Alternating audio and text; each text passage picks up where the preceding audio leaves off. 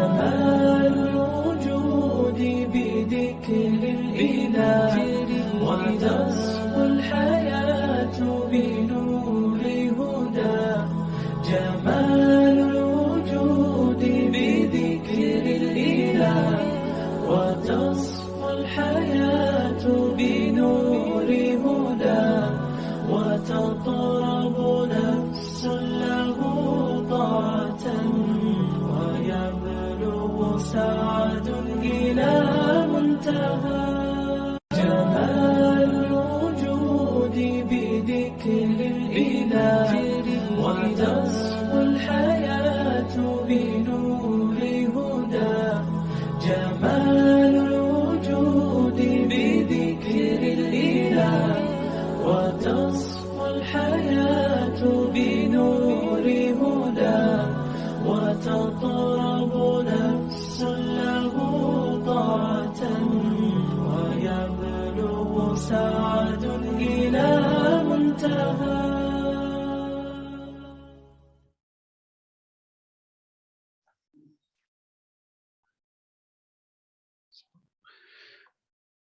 الحمد للہ وحدہ والصلاة والسلام علی من لا نبی بعدہ. فاعوذ باللہ من الشیطان الرجیم. بسم اللہ الرحمن الرحیم. رب اشرح لی صدری ویسر لی امری واحلل عقدۃ من لسانی یفقہوا قولی. ربی زدنی علما ربی زدنی علما ربی زدنی علما اللہم ربی زدنی علما. تمام قسم کی حمد و ثنا، کبریائی، بڑائی اللہ وحدہ لا شریک کے لیے لائق و زیبا ہے. سبحان اللہ بحمدہ سبحان اللہ العظیم. انگنت درد و سلام ہو انبیاء کی مقدس جماعت پر، خصوصاً سید المرسلین رحمت للعالمین جناب محمد و رسول اللہ صلی اللہ علیہ وسلم کی ذات گرامی پر. اللہم صلی علی محمد وعلی آل محمد کما صلیت علی ابراہیم وعلی آل ابراہیم انک حمید مجید. اللہم بارک علی محمد وعلی آل محمد کما بارکت علی ابراہیم وعلی آل ابراہیم انک حمید مجید. اللہ کی حمد و ثنا رسول اکرم صلی اللہ علیہ وسلم کے اوپر درود و سلام کے بعد، انشاءاللہ آج ہم رسول اکرم صلی اللہ علیہ وسلم کی ہجرت کا واقعہ، آپ کے قتل کی پلاننگ، آپ کے ہجرت کے واقعے کی تفاصیل اور کس انداز سے آپ کی حفاظت اللہ کی جانب سے کی گئی، وہ تمام چیزیں انشاءاللہ آپ کے سامنے رکھی جائے گی.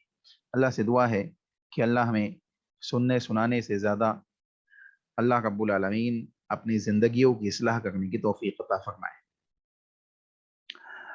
اللہ رب العالمین کی جانب سے، اس سے پہلے کے درس میں آپ کو بتایا گیا تھا کہ اللہ رب العالمین کی جانب سے رسول اکرم صلی اللہ علیہ وسلم کو اجازت مل گئی کہ آپ ہجرت کر جائیے. اللہ کے نبی محمد و رسول اللہ صلی اللہ علیہ وسلم حضرت ابو بکر صدیق رضی اللہ تعالی عنہ کے ساتھ ہجرت کے لیے تیار ہو گئے. اللہ کے نبی نکلنے والے تھے، یہاں تک کہ مستدرک الحاکم کی حدیث کے مطابق تو یہ اس بات کی وضاحت بھی ہمیں ملتی ہے کہ جبریل امین یہ پیغام لے کر اللہ رب العالمین کا نبی اکرم صلی اللہ علیہ وسلم کی خدمت میں حاضر ہوئے اور آپ کو اللہ تعالیٰ کا یہ حکم پہنچایا کہ آپ ہجرت فرمائیے. تو اس موقع پر نبی اکرم صلی اللہ علیہ وسلم نے پوچھا کہ میں یحاجر معی، کہ میرے ساتھ ہجرت کون کرے گا. حضرت جبریل سے سوال کیا. حضرت جبریل امین نے کہا کہ ابو بکر صدیق رضی اللہ تعالیٰ عنہ، یعنی ابو بکر صدیق رضی اللہ تعالیٰ عنہ کا نام پیش کیا گیا. اس کا مطلب یہ ہے کہ اللہ رب العالمین کی جانب سے جناب محمد و رسول اللہ صلی اللہ علیہ وسلم کا ساتھی، ہجرت کا ساتھی حضرت ابو بکر صدیق کو بنایا گیا، اور اللہ کے نبی محمد و رسول اللہ صلی اللہ علیہ وسلم حضرت ابو بکر صدیق رضی اللہ تعالیٰ عنہ کے ساتھ ہجرت کے لیے نکلے. کس انداز سے نکلے، کیا معاملات پیش آئے، اس کی مختصر سی ڈیٹیل ہم سنتے ہوئے چلتے ہیں. سب سے پہلے تو یہ سمجھ لے کہ جب مشرکین مکہ نے یہ دیکھا کہ صحابہ اکرام رضی اللہ عنہم اجمعین کی جماعت دھیرے دھیرے نکل رہی ہے اور مکہ کو چھوڑ کے یہ مدینہ کی جانب نکل پڑے ہیں۔ اور اس قسم کے واقعات آپ کے سامنے پیش کیے گئے کہ کس طریقے سے حضرت عمر بن خطاب نکلے اور دوسرے صحابہ نکلے، مختصر انداز میں آپ کے سامنے باتیں رکھی گئی۔ اب آئیے، قریش کی کیا پلاننگ تھی؟ دار الندوہ میں بیٹھ کر انہوں نے کیا پلاننگ کی؟ اللہ کے نبی صلی اللہ علیہ وسلم کے خلاف کس طریقے سے انہوں نے قتل کی سازش رچی، اور کیا کس طریقے سے وہ قتل کے منصوبے تک پہنچی، وہ تمام چیزیں انشاءاللہ ہم سنتے چلیں گے۔ دراصل معاملہ یہ ہے کہ اللہ کے نبی محمد و رسول اللہ صلی اللہ علیہ وسلم کے قتل کی پلاننگ کرنے کے لیے یہ سب کے سب دار الندوہ میں جمع ہوئے، اور دار الندوہ میں جو حضرات جمع ہوئے تھے ان کی ڈیٹیل، جو قبیلے جمع ہوئے تھے ان تمام کی ڈیٹیل آپ کے سامنے پچھلے درس میں رکھی گئی۔ اجتماع جب مکمل ہو گیا تو اپنی اپنی تجاویز لوگوں نے پیش کی، اور اپنی اپنی تجاویز لوگوں نے پیش کرنا سٹارٹ کی کہ کس طریقے سے ہمیں محمد صلی اللہ علیہ وسلم یا آپ کے دین یا آپ کے صحابہ یا آپ کی شخصیت سے ہمیں نجات ملے گی، اور کس طریقے سے ہم ان سے محفوظ رہ سکیں گے۔ چنانچہ انہوں نے کیا کیا کہ سب سے پہلے ان میں جو ابو الاسود نامی شخص تھا اس نے اپنی تجویز پیش کی کہ ہم اس شخص کو اپنے درمیان سے نکال دیتے ہیں، یعنی اللہ کے نبی صلی اللہ علیہ وسلم کو کیا کرتے، اپنے بیچ میں سے نکال دیتے ہیں اور اپنے شہر سے جلا وطن کر دیتے ہیں، یعنی اللہ کے نبی صلی اللہ علیہ وسلم کو یعنی شہر سے بھی نکال دیتے ہیں، پھر ہمیں اس سے کوئی واسطہ نہیں رہے گا۔ وہ کہا یہ تجویز اس نے پیش کی کہ کوئی واسطہ نہیں رہے گا، اور کہا جاتا ہے اور بس ہمارا معاملہ ٹھیک ہو جائے گا، اور ہمارے درمیان پہلے جیسی ایک دوسرے کے معاملات جو تھے انشاءاللہ وہ اسٹارٹ ہو جائیں گے۔ مگر ایک شخص، جیسے کہ آپ کو بتایا گیا تھا کہ ایک شخص ابلیس جو ہے ایک شخص کی شکل میں، شیخ نجدی کی شکل میں اس مجلس میں موجود تھا۔ ابلیس بھی اس مجلس میں موجود تھا، اور اس کے موجود ہونے کا مقصد بھی یہی تھا کہ وہ لوگوں کو رسول اللہ صلی اللہ علیہ وسلم کے قتل کی جانب ابھارے۔ چنانچہ یہ تجویز جب پیش کی گئی تو شیخ نجدی یعنی ابلیس نے کہا کہ نہیں، خدا کی قسم، اللہ کی قسم، یہ مناسب رائے نہیں ہے۔ تم دیکھتے نہیں کہ اس شخص کی بات کیسی عمدہ بات ہے، اور کیسی میٹھی بول چال ہے، اور بول کتنے میٹھے ہیں، اور جو کچھ وہ لاتا ہے اس کے ذریعے کس طرح لوگوں کا دل جیت لیتا ہے۔ اللہ کی قسم، اگر تم نے ایسا کیا تو کچھ اطمینان نہیں کہ وہ عرب کے کسی قبیلے میں نازل ہو اور انہیں اپنا پیروکار بنا لے، کہ بعد میں تم پر پوری مکمل طریقے سے بھی وہ قابض آ جائے۔ تو اس طریقے سے شیخ نجدی جو تھا، ابلیس جو تھا، اس نے یہ رائے پیش کری کہ نہیں، یہ رائے مناسب نہیں، تمہاری یہ تجویز مناسب نہیں ہے، بلکہ تم کو تو اس سے زیادہ سخت تجویز سوچنی چاہیے۔ اس طریقے سے اس نے لوگوں کا ذہن، جو اللہ کے نبی صلی اللہ علیہ وسلم کے قتل کے اوپر نہیں جانا چاہتا تھا، اس ذہن کو تبدیل کرنے کے لیے اپنی جدوجہد اور اپنی کوششیں ابلیس ملعون نے سٹارٹ کر دی، جو شیخ نجدی کی شکل میں اس مجلس کے اندر موجود تھا۔ ابو البختری نامی جو شخص اس مجلس میں موجود تھا، اس نے کہا کہ اسے لوہے کی بیڑیوں میں جکڑ کر قید کر دو اور باہر سے دروازہ بند کر دو، پھر اسی انجام کا انتظار کرو، یعنی موت کا انتظار کرو، جو اس سے پہلے دوسرے شاعروں، یعنی مثلا دوسرے جو شاعر تھے یا اس قسم کی جو باتیں کرنے والے لوگ تھے، ہم نے انہیں دی ہے۔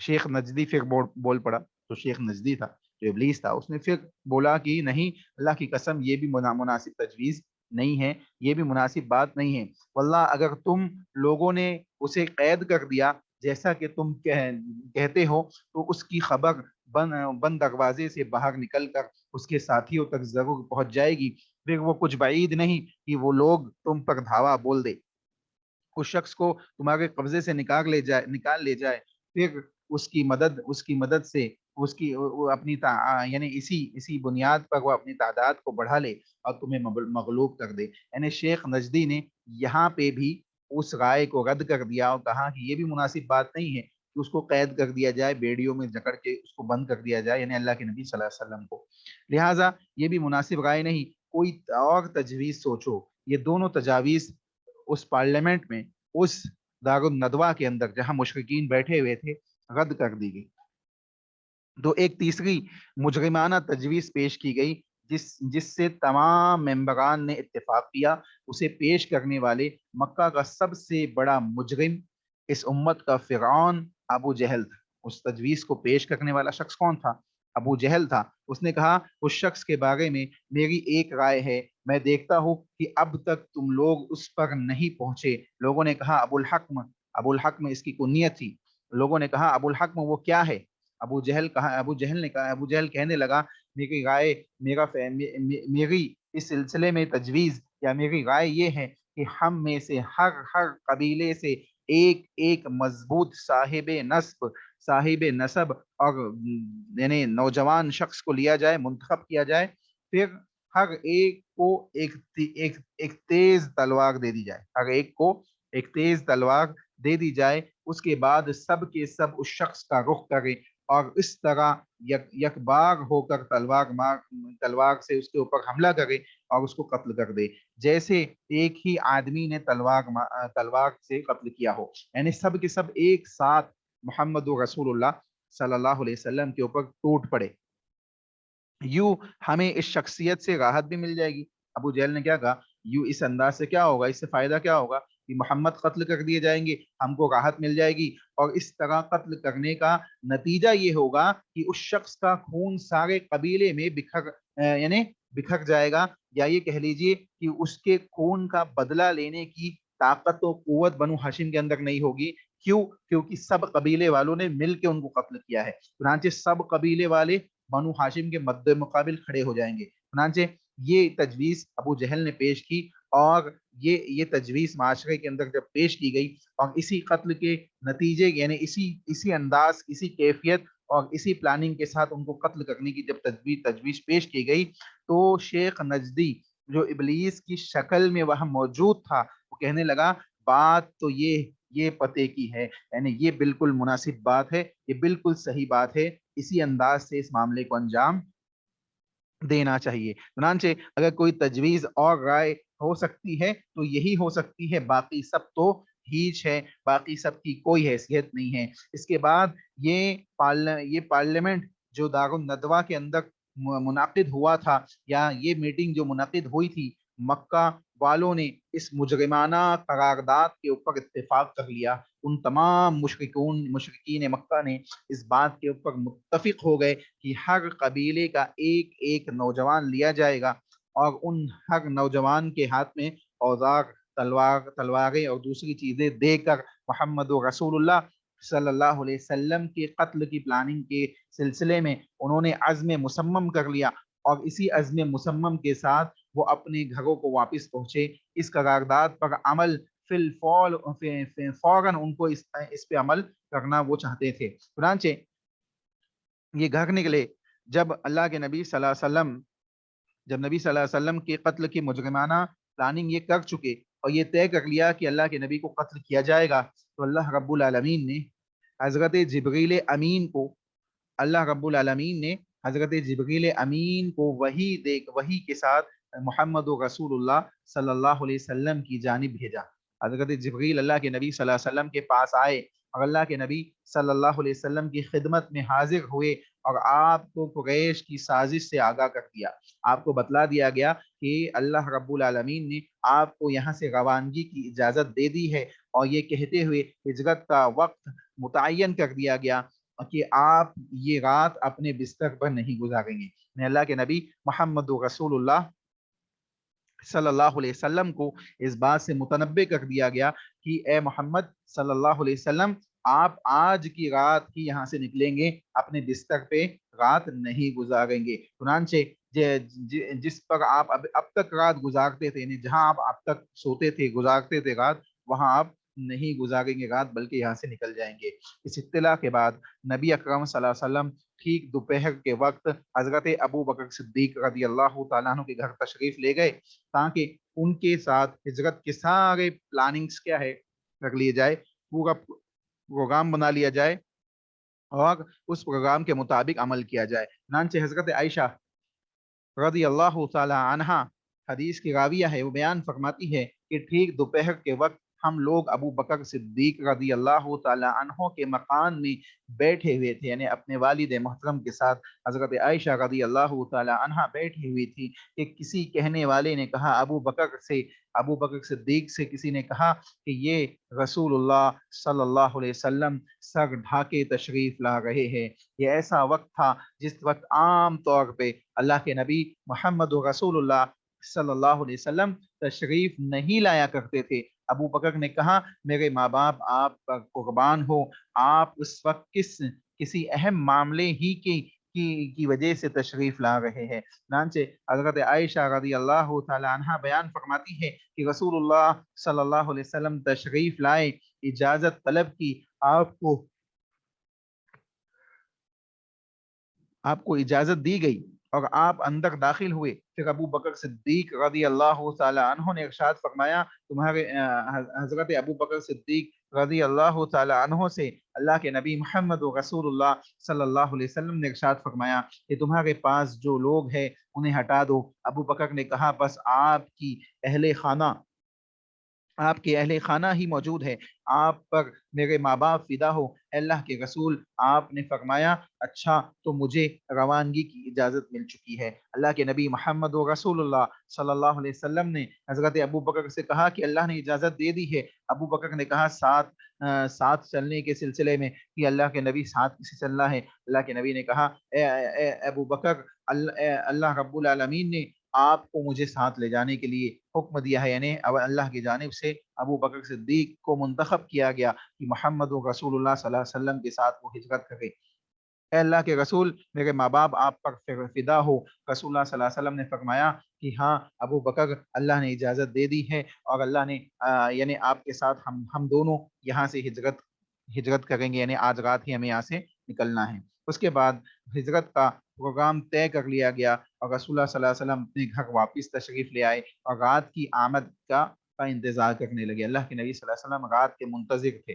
رسول اللہ صلی اللہ علیہ وسلم اپنے گھر میں موجود ہے، رات چھانے لگی اور مشرکین کی جانب سے جو پلاننگ ہو چکی تھی کہ ہر قبیلے کے ایک ایک شخص کو منتخب کیا جائے گا اور وہ اللہ کے نبی یعنی محمد رسول اللہ صلی اللہ علیہ وسلم کے گھر کا گھیراؤ کریں گے اور اس انداز سے اللہ کے نبی کے اوپر حملہ کریں گے کہ گویا ایک ہی انسان نے رسول اللہ کو قتل کیا ہے۔ چنانچہ رسول اللہ صلی اللہ علیہ وسلم کے مکان کا گھیراؤ کیا گیا اور ادھر قریش کے اکابر مجرمین نے اپنا سارا دن مکہ کی پارلیمنٹ دار الندوہ کی پہلے پہر کی یعنی طے شدہ قرارداد کے سلسلے میں پلاننگ کرنا اسٹارٹ کر دی، تیاریاں اسٹارٹ کر دی، انہوں نے ہتھیار جمع کرنا اسٹارٹ کر دیے۔ اللہ کے نبی محمد رسول اللہ صلی اللہ علیہ وسلم کو قتل کرنے والے قبیلے کے نوجوانوں کو منتخب کرنا اسٹارٹ کر دیا۔ ان منتخب کردہ لوگوں میں جو لوگ موجود تھے جن کے سلسلے میں اہل علم نے ان کے نام بھی بیان کیے کہ اس مقصد کے لیے ان لوگوں کو، ان مجرمین کو جمع کیا گیا جن کی کل تعداد 11 لوگوں کو منتخب کیا گیا، 11 قبیلوں سے منتخب کیا گیا، جس میں سب سے پہلا نام ابو جہل بن ہشام کا تھا، حکم بن عاص کا تھا، اسی طریقے سے عقبہ بن ابی معید کا تھا، نضر بن حارث کا تھا، امیہ بن خلف کا تھا، زمعہ بن اسود کا تھا، طعیمہ بن عدی کا تھا، ابو لہب، ابی بن خلف، نبی بن الحجاج اور اس کا بھائی منبع بن الحجاج۔ یہ 11 لوگ تھے جو محمد رسول اللہ صلی اللہ علیہ وسلم کے گھر کے ارد گرد جمع ہو گئے اور اللہ کے نبی محمد رسول اللہ صلی اللہ علیہ وسلم کو قتل کرنے کی پلاننگ کے لیے مکمل طریقے سے تیار بیٹھے ہوئے ہیں کہ کب رسول اللہ نکلے اور ان کے اوپر ہم حملہ کریں۔ ابن اسحاق رحمہ اللہ علیہ نے اس چیز کو بیان کیا کہ جب رات ذرا تاریخ ہو گئی تو یہ لوگ گھاٹ لگا کر نبی صلی اللہ علیہ وسلم کے دروازے پر بیٹھ گئے، آپ سو جائے تو یہ لوگ آپ پر ٹوٹ پڑے، اس انداز سے یہ بیٹھے ہوئے تھے۔ ان لوگوں کا پورا وثوق اور پختہ یقین تھا کہ ان کی یہ ناپاک سازش کامیاب ہو کر رہے گی، یہاں تک کہ ابو جہل نے بڑے متکبرانہ اور غرور اور تکبر والے انداز میں مذاق و استہزاء کرتے ہوئے اپنا گھیرا ڈالنے والے ساتھیوں سے کہا کہ محمد کہتا ہے کہ اگر تم لوگ اس کے دین میں داخل ہو کر اس کی پیروی کرو گے تو عرب و عجم کے بادشاہ بن جاؤ گے، پھر مرنے کے بعد اٹھائے جاؤ گے تو تمہارے لیے اردن کے باغات جیسی جنتیں ہوگی، اور اگر تم نے ایسا نہ کیا تو ان کی طرف سے تمہارے اندر ذبح کے واقعات پیش آئیں گے، پھر مرنے کے بعد اٹھائے جاؤ گے اور تمہارے لیے آگ ہوگی جس میں جلائے جاؤ گے۔ اسی انداز کی بات ابو جہل نے بیان کی۔ اللہ کے نبی محمد رسول اللہ صلی اللہ علیہ وسلم اندر موجود ہے۔ ابو جہل اس انداز کی متکبرانہ باتیں بیان کر رہا ہے۔ بہرحال یہ تمام چیزیں پیش آئی۔ اس سازش کے نفاذ کے لیے آدھی رات کا وقت انہوں نے متعین کیا تھا کہ آدھی رات گزر جائے پھر ہم محمد صلی اللہ علیہ وسلم کے اوپر حملہ کریں گے۔ اس لیے یہ لوگ جاگ کر رات گزار رہے تھے، اور وقت متعینہ کے منتظر تھے کہ یہ وقت آ جائے اور ہم اللہ کے نبی کے اوپر حملہ کر دیں۔ لیکن اللہ رب العالمین کا معاملہ کچھ اور تھا، اللہ رب العالمین کے کچھ اور معاملات تھے، اللہ رب العالمین نے کچھ اور ہی فیصلہ کیا ہوا تھا۔ چنانچہ اللہ رب العالمین ان سب کے اوپر غالب تھا، ان سب کے اوپر غالب ہونے والی ذات ہے۔ چنانچہ اللہ رب العالمین اللہ اپنے کام پر غالب ہے، اسی کے ہاتھ میں آسمان و زمین کی بادشاہت ہے، وہ جو چاہے جو جیسا چاہے ویسا معاملہ انجام دیتا ہے، جسے بچانا چاہے کوئی اس کا بال بھی باقی نہیں کر سکتا، اور جسے پکڑنا چاہے کوئی اس کو بچا نہیں سکتا۔ چنانچہ اللہ رب العزت نے محمد رسول اللہ صلی اللہ علیہ وسلم کو اجازت دے دی گئی۔ اللہ کے نبی صلی اللہ علیہ وسلم نکلنا چاہتے ہیں،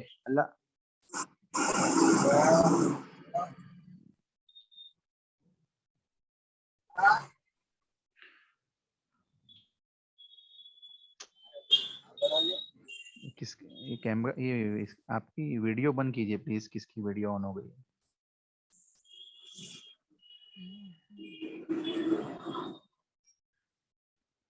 ایک منٹ ویٹ کیجئے۔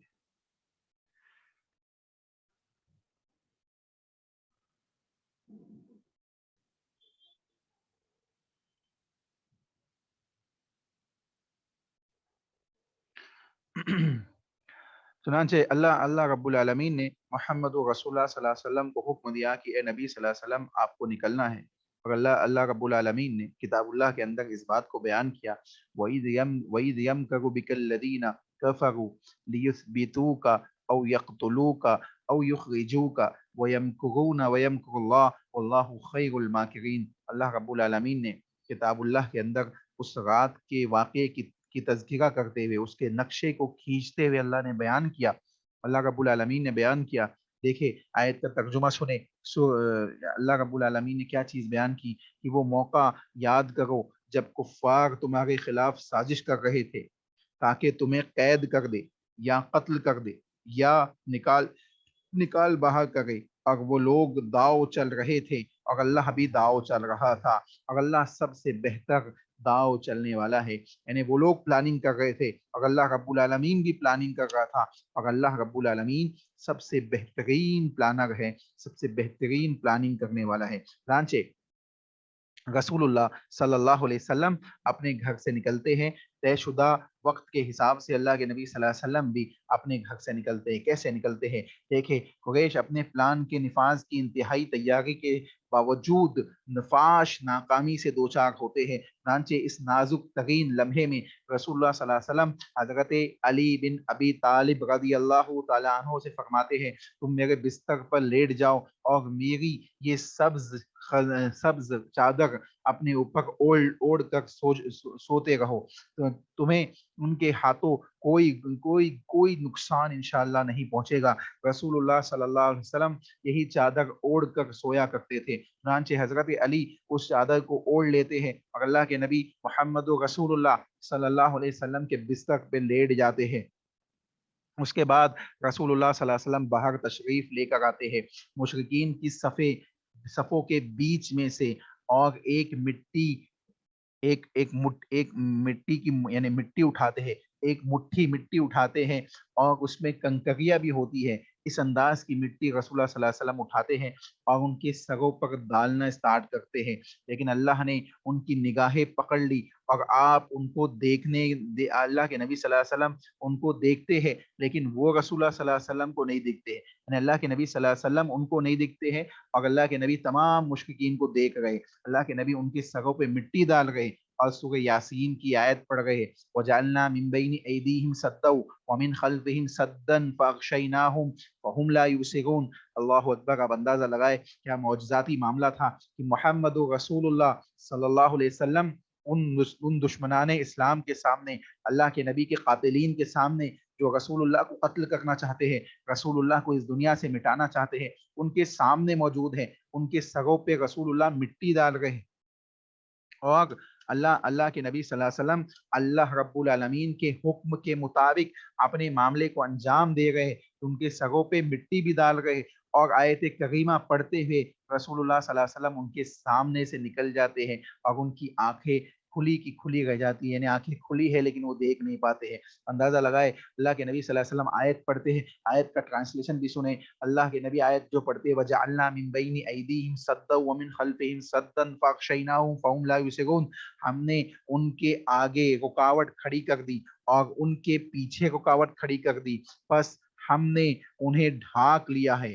اور وہ دیکھ نہیں رہے، یعنی ہم نے ان کو اس انداز سے ڈھانک لیا ہے کہ وہ اے محمد صلی اللہ علیہ وسلم آپ کو دیکھ نہیں سکتے ہیں۔ اس موقع پر کوئی بھی مشرک باقی نہ بچا جس کے سر پر آپ نے مٹی نہ ڈالی، یہ مٹی نہ ڈالی ہو۔ اس کے بعد آپ صلی اللہ علیہ وسلم حضرت ابو بکر صدیق رضی اللہ تعالیٰ عنہ کے گھر تشریف لے گئے اور پھر ان کے مکان کی ایک کھڑکی سے نکل کر دونوں حضرات نے رات یمن کا رخ کیا اور چند میل پر واقع غار ثور نامی پہاڑ کے ایک غار میں اللہ کے نبی محمد رسول اللہ صلی اللہ علیہ وسلم جا پہنچے۔ یہ پورا واقعہ پیش آیا اور مشرکین جو 11 لوگ اللہ کے نبی صلی اللہ علیہ وسلم کو قتل کرنے بیٹھے تھے وہ اسی جگہ بیٹھے رہ گئے، ادھر مہاجرین جو وہاں بیٹھے ہوئے تھے وقت سفر کا اس آدھی رات کا انتظار کرنے لگے، لیکن اس سے ذرا پہلے انہیں اپنی ناکامی اور نامرادی کا علم ہوا، وہ اس انداز سے ہوا کہ ایک غیر متعلق شخص آیا اور انہیں آپ کے دروازے پر دیکھ کر پوچھا کہ آپ لوگ کس کا انتظار کر رہے ہو۔ ایک شخص آیا، اس نے کہا کہ بھائی یہاں کیا کرتے ہو، یا کس کا انتظار کر رہے ہو، کس لیے یہاں بیٹھے ہوئے ہو؟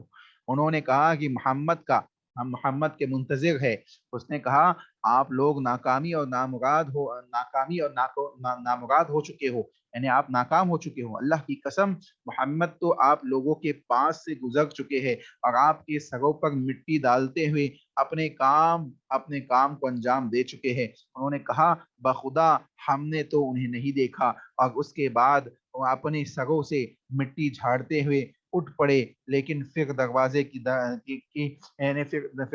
میں جھانک کر دیکھا تو حضرت علی بن ابی طالب رضی اللہ تعالیٰ عنہ نظر آئے، کہنے لگے اللہ کی قسم یہ تو محمد سوئے پڑے ہیں، ان کے اوپر ان کی چادر موجود ہے۔ چنانچہ یہ لوگ صبح تک وہی بیٹھے رہے، وہی ڈٹے رہے۔ ادھر صبح ہوئی، حضرت علی رضی اللہ تعالیٰ عنہ بستر سے اٹھے تو مشرکین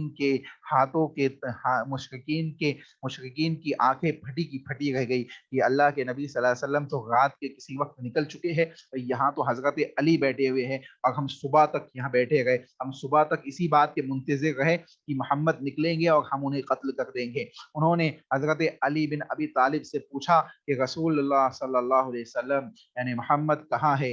حضرت علی نے کہا کہ مجھے معلوم نہیں وہ کہاں ہے۔ اللہ اکبر، یہ پورا واقعہ پیش آیا۔ اللہ رب العالمین نے کس انداز سے اپنے دشمنوں سے اللہ کے نبی محمد رسول اللہ صلی اللہ علیہ وسلم کی حفاظت کی اور کس انداز سے رسول اللہ صلی اللہ علیہ وسلم محفوظ کیے گئے۔ اندازہ لگتا ہے اس بات سے کہ اللہ رب العالمین اگر کسی کو بچانے پہ آ جائے تو اس کا کوئی بال باقا نہیں کر سکتا، اور اللہ رب العالمین اللہ رب العالمین کسی کسی کسی شخص کو کسی شخص کے اوپر کوئی مصیبت ڈالنا چاہے تو اس مصیبت سے اسے کوئی روک نہیں سکتا، اور کسی کو کس تمام مصیبتوں سے بچانا چاہے تو اس کو کوئی مصیبتوں میں ڈال نہیں سکتا۔ چنانچہ معلوم پڑ رہا ہے کہ جناب محمد و رسول اللہ صلی اللہ علیہ وسلم کی حفاظت کی گئی۔ اللہ کے نبی صلی اللہ علیہ وسلم غار میں 3 دن تک رہے، غار ثور میں 3 دن تک رہے، گھر سے غار تک۔ رسول اللہ صلی اللہ علیہ وسلم کا جو معاملہ تھا، رسول اللہ صلی اللہ علیہ وسلم 27 سفر 14 نبوت بمطابق 12 یا 13 ستمبر کے مہینے کے اندر 622 عیسوی میں اللہ کے نبی صلی اللہ علیہ وسلم اس کی درمیانی رات میں اپنے مکان سے، اپنے گھر سے نکل کر جان و مال کے سلسلے میں اپنے سب سے قابل اعتماد ساتھی حضرت ابو بکر صدیق رضی اللہ تعالی عنہ کے ہمراہ، حضرت ابو بکر صدیق رضی اللہ تعالی عنہ کے ہمراہ اب وہاں سے نکلے۔ ان کے گھر یعنی حضرت ابو بکر صدیق رضی اللہ تعالی عنہ کے گھر سے ہوتے ہوئے غار ثور کی جانب بڑھے، اور وہاں سے چونکہ نبی صلی اللہ علیہ وسلم کو معلوم تھا کہ قریش پوری جان فشانی سے آپ کی تلاش کریں گے، آپ کے لیے جستجو میں لگ جائیں گے، اور جس راستے پر پہلے ان کی نظر اٹھے گی وہ مدینہ کا کارواہی یعنی مدینہ کا وہ راستہ ہوگا جو ہمیشہ مسافرین استعمال کرتے ہیں، نہ کہ وہ راستہ ہوگا جو ایک دوسرا راستہ۔ مدینے کے 2 راستے، ایک شام سے ہوتا ہوا مکہ آتا ہے، اور دوسرا ڈائریکٹ مدینہ کی جانب جاتا ہے۔ چنانچہ جو شام والا راستہ ہے وہ کیا ہے؟ لمبا راستہ ہے، ٹھیک ہے، جس کو آپ دیکھیں حضرت ابو سفیان جو جنگ بدر میں جب ابو سفیان کے اس بات کا علم ہو گیا کہ قافلہ اللہ کے نبی صلی اللہ علیہ وسلم قافلے کی زد میں نکلے ہیں، تو ابو سفیان نے بھی وہی شام والا راستہ لیا اور اپنے مال متا کو بچاتے ہوئے گھومتے گھماتے ہوئے مکہ پہنچے، جبکہ دوسری جانب ابو جہل اور اس کا لشکر کیا تھا؟ بدر کے مقام پہ پہنچ چکے تھے، اور وہ منتظر تھے کہ محمد صلی اللہ علیہ وسلم سے لڑائی ہو۔ تو یہ تو بہرحال جب وہاں واقعہ آئے گا تو انشاءاللہ آپ کے سامنے بات رکھی جائے گی۔ یہاں بتانا مقصود یہ ہے کہ اللہ کے نبی محمد و رسول اللہ صلی اللہ علیہ وسلم وہاں سے نکل گئے اور غار میں جا پہنچے۔ غار کے پاس پہنچ کر ابو بکر صدیق رضی اللہ تعالیٰ عنہ نے کہا، اللہ کے لیے ابھی آپ اس میں داخل نہ ہو، پہلے میں داخل ہو کر دیکھ لیتا ہوں، اگر اس میں کوئی چیز ہوئی تو آپ کے بجائے مجھے اس سے سابقہ پیش آئے گا۔ چنانچہ حضرت ابو بکر صدیق رضی اللہ تعالیٰ عنہ اندر گئے اور غار کو صاف کیا۔ ایک جانب چند سوراخ تھے، انہیں اپنا تہبند پھاڑ کر بند کر دیا، لیکن 2 سوراخ باقی بچ گئے۔ حضرت ابو بکر صدیق نے ان دونوں پر اپنے قدموں کو داخل کر دیا، یعنی اپنے پاؤں اس میں داخل رکھ دیے۔ پھر رسول اللہ صلی اللہ علیہ وسلم سے عرض کیا کہ اندر تشریف لائیے۔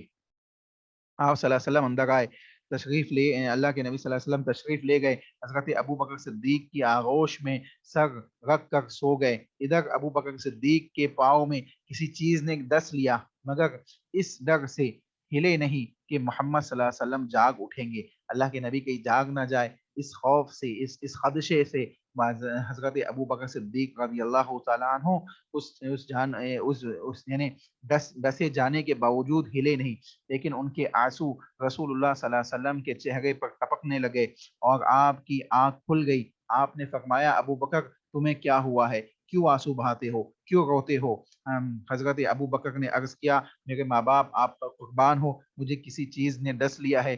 رسول اللہ نے اس پر لعاب دہن لگا دیا، اور اللہ کے نبی صلی اللہ علیہ وسلم کے لعاب دہن کے اندر اللہ رب العالمین نے شفا یابی عطا فرمائی، اور اللہ کے نبی صلی اللہ علیہ وسلم کے اس لعاب دہن سے حضرت ابو بکر صدیق رضی اللہ تعالیٰ عنہ کو شفا مل گئی اور آپ کی تکلیف کم ہو گئی۔ چنانچہ یہ پورا واقعہ ہے غار کا۔ یہاں دونوں حضرات نے 3 راتیں یعنی جمعہ، سنیچر اور اتوار کی راتیں چھپ کر گزاری، حضرت محمد صلی اللہ علیہ وسلم اور حضرت ابو بکر صدیق رضی اللہ تعالی عنہ نے۔ اسی دوران حضرت ابو بکر صدیق رضی اللہ تعالی عنہ کے صاحبزادے عبداللہ بھی یہی رات گزارتے تھے۔ حضرت عائشہ رضی اللہ تعالی عنہ کا بیان ہے کہ وہ گہری سوجھ بوجھ کے مالک سخن فہم نوجوان تھے۔ شہر کی تاریخی میں ان دونوں حضرات کے پاس سے چلے جاتے اور مکہ میں قریش کے ساتھ یوں صبح کرتے گویا انہوں نے یہی رات گزاری ہے۔ پھر آپ دونوں کے خلاف سازش کی، جو کوئی بات سنتے اسے اچھی طریقے سے یاد کر لیتے تھے اور تاریخی کے وقت وہاں سے نکلتے اور غار میں جا کے اللہ کے نبی صلی اللہ علیہ وسلم حضرت ابو بکر تک پوری بات پہنچا دیتے. یعنی مکہ والوں کی جو پلاننگز ہوتی، حضرت عبداللہ بن ابو بکر یعنی حضرت ابو بکر کے بیٹے یہ پوری بات کیا کرتے ان تک پہنچا دیتے. ادھر حضرت ابو بکر صدیق کے غلام عامر بن فہیرہ رضی اللہ تعالیٰ عنہ بھی تھے جو بکریاں چرایا کرتے تھے، اور جب رات کا ایک حصہ گزر جاتا تو بکریاں لے کر ان کے پاس پہنچ جاتے. اس طرح دونوں حضرات رات کو آسودہ ہو کر دودھ پی لیتے. پھر صبح جلدی یعنی صبح کے جو اول وقت ہوتا ہے رات کے اندھیرے ہی میں حضرت عامر بن فہیرہ بکریوں کو لے کر کھان کر وہاں سے چل دیتے. تینوں رات انہوں نے یہی معاملہ انجام دیا. عامر بن فہیرہ عبداللہ بن ابی بکر مکہ جانے کے بعد انہیں نشانات قدم یعنی جو قدموں کے نشان ہوتے اس کے اوپر کیا کرتے، بکریاں چرا دیتے، اور وہ پورے نشانات بھی بکریوں کے قدموں کے نشان سے مٹ جاتے. تو یہ پورا معاملہ پیش آیا. ادھر قریش مکہ کا یہ حال تھا کہ جب انہوں نے منصوبہ قتل یعنی جو قتل کے منصوبے والی رات تھی وہ گزر گئی، تو صبح یقینی طور پر انہیں معلوم ہو گیا کہ رسول اللہ صلی اللہ علیہ وسلم ہاتھ سے نکل چکے ہیں، اللہ کے نبی صلی اللہ علیہ وسلم ہاتھ سے نکل چکے ہیں. تو ان پر گویا جنون طاغی ہو گیا. وہ ایسا محسوس ہوتا تھا کہ گویا وہ مجنون ہو چکے، پاگل ہو چکے. انہوں نے سب سے پہلے اپنا غصہ حضرت علی رضی اللہ تعالی عنہ پہ اتارا. آپ کو گھسیٹ کر خانے کعبہ تک لے گئے اور ایک گھڑی یعنی ایک گھڑی زیر حراست میں رکھا. یعنی حضرت علی بن ابی طالب کو کیا کیا، اپنی قید میں لے لیا. ممکن ہے ان دونوں کی خبر لگ جائے، یعنی معلوم پڑ جائے کہ حضرت علی بتا دے، لیکن حضرت علی رضی اللہ تعالیٰ عنہ سے کچھ حاصل نہیں ہوا، کچھ نہیں ملا. تو ابو بکر صدیق رضی اللہ تعالیٰ عنہ کے گھر آئے اور دروازہ کھٹکھٹایا. حضرت اسما بنت ابی بکر رضی اللہ تعالیٰ عنہ نے دروازہ کھولا. اندازہ لگائے یہ کیا معاملہ تھا. ایک جانب رسول اللہ صلی اللہ علیہ وسلم حضرت ابو بکر صدیق کے ساتھ ہے، دوسری جانب مشرکین حضرت علی پہ ظلم کر رہے، تیسری جانب حضرت ابو بکر صدیق کے گھرانے والوں پر معاملات بگڑ گئے. لیکن اس کے باوجود ان کے ایمان میں ذرہ برابر لغزش نہیں آئی، ان کے ایمان کو کوئی ہلا نہیں سکا. اس واقعے کو سنیں، حضرت اسما بنت ابی بکر والا واقعہ سنیں. حضرت اسما بنت ابی بکر رضی اللہ تعالی عنہا نے دروازہ کھولا، ان سے پوچھا تمہارے ابا کہاں ہیں. ابو جہل نے کیا پوچھا کہ تمہارے ابا کہاں ہیں. انہوں نے کہا کہ اللہ کی قسم مجھے معلوم نہیں ہے کہ میرے ابا کہاں ہے. اس پر کمبخت نے، اس خبیث نے، ابو جہل نے ہاتھ اٹھا کر ان کے رخسار، ان کے گال پر اس زور سے تماچا مارا، اس زور سے تھپڑ مارا کہ ان کے کان کی بالی گر گئی. اس زور سے اس نے تھپڑ مارا حضرت اسما بنت ابی بکر رضی اللہ تعالی عنہا کو. اس کے بعد قریش نے ایک ہنگامی اجلاس متعین کیا، ایک میٹنگ لی گئی، فوراً میٹنگ لی گئی، اور اس میٹنگ میں دونوں کو گرفتار کرنے کا کہ تمام ممکنہ وسائل پر غور و فکر کیا جانے لگا. چنانچہ ہر نکلنے والے تمام راستوں پر، خواہ وہ کسی بھی سمت جا رہا ہو، نہایت ہی کڑا مسلح والا یعنی بالکل ہتھیاروں سے لیس ہو کر لوگوں کو بٹھایا گیا. اسی طرح یہ اعلان عام کیا گیا کہ جو کوئی محمد صلی اللہ علیہ وسلم اور ابو بکر کو یا ان میں سے کسی ایک کو زندہ یا مردہ حاضر کرے گا، اسے ہر ایک کے بدلے میں 100 اونٹ کا یعنی 100 اونٹ کا نگد انعام دیا جائے گا. اس کو کیا کیا جائے گا، 100 اونٹ کا انعام دیا جائے گا. آپ اندازہ لگائے، یعنی ایسا نہیں دونوں کے لیے 200 اونٹ، یہ سمجھ لیجئے. ٹھیک ہے. اس اعلان کا نتیجہ یہ ہوا کہ ہر کوئی سوار ہو یا پیادہ ہو یا کوئی بھی ہو، وہ نشانات قدم کے ماہر لوگ، کھوجی قسم کے جو لوگ ہوتے ہیں ریگستانی علاقوں میں ہوتے ہیں، اس قسم کے لوگ نشانات کو دیکھ کے پہچان لے جاتے ہیں. وہ نہایت سرگرمی سے اللہ کے نبی صلی اللہ علیہ وسلم اور ابو بکر صدیق کو تلاش کرنے لگے اور ان کی تلاش میں لگ گئے، اور پہاڑوں، وادیوں اور نشیب فراز ہر طرف بکھر گئے کہ اللہ کے نبی صلی اللہ علیہ وسلم مل جائے، اور آپ کو تلاش کیا جانے لگا. یہاں تک کہ حضرت انس بن مالک رضی اللہ تعالیٰ عنہ سے مروی ہے کہ ابو بکر صدیق رضی اللہ تعالیٰ نے فرمایا کہ میں نبی صلی اللہ علیہ وسلم کے ساتھ غار میں تھا، سر اٹھایا تو دیکھا کہ مشرک کچھ لوگ پاؤں کچھ لوگوں کے قدم دکھائی دے گئے، اگر وہ اپنے قدم کو دیکھ لے تو کیا ہوگا؟ ہم دکھ جائیں گے۔ حضرت اللہ کے نبی سے کہنے لگے، اللہ کے نبی دیکھے یہ دکھائی دے گئے، اللہ کے نبی یہ دکھائی دے گئے۔ حضرت ابوبکر گھبرانے لگے کہ اللہ کے نبی کو کوئی نقصان نہ پہنچ جائے۔ اللہ کے نبی نے کہا، اے ابوبکر آپ کا کیا خیال ہے ان دو لوگوں کے سلسلے میں جن کا تیسرا اللہ ہو، یعنی ہماری مدد کرنے والی ذات اللہ کی ہے، اے ابوبکر کا فکر مت کیجیے۔ چنانچہ اللہ کے نبی صلی اللہ علیہ وسلم نے ان کو تسلی دی، اور اس طریقے سے بڑی مصائب والے یہ 3 دن غار میں گزرے، یہاں تک کہ واقعہ آپ کے سامنے رکھا گیا۔ انشاءاللہ بقیہ واقعہ ہے کہ مدینہ کی راہ کیسے اللہ کے نبی نے لی، اور کیسا اللہ کے نبی صلی اللہ علیہ وسلم نے راستہ مدینہ تک طے کیا، تمام چیزیں انشاءاللہ نیکسٹ کلاس میں آپ کے سامنے رکھی جائے گی۔ اللہ سے دعا ہے کہ جو باتیں ہم نے سنی ہیں اس کے مطابق ہمیں اصلاح کرنے کی توفیق عطا فرمائے، جو غلطی ہم سے سرزد ہوئی اسے معاف فرمائے، ہمیں اسی طریقے سے علم سیکھنے سکھانے کی توفیق عطا فرمائے، اور ہمیں جنت الفردوس میں جگہ عطا فرمائے، جہنم کی آگ سے ہم سب کی حفاظت فرمائے، آمین۔ کوئی سوال تو نہیں ہے آپ میں سے کسی کا؟ ٹائم بھی ختم ہو گیا ہے، دعا پڑھ لیجیے۔ سبحانک اللہم ربنا و بحمدک اشہد ان لا الہ الا انت استغفرک و اتوب الیک۔ السلام علیکم ورحمۃ اللہ وبرکاتہ۔ کوئی سوال ہو تو انشاءاللہ نیکسٹ کلاس میں پوچھ لیجیے۔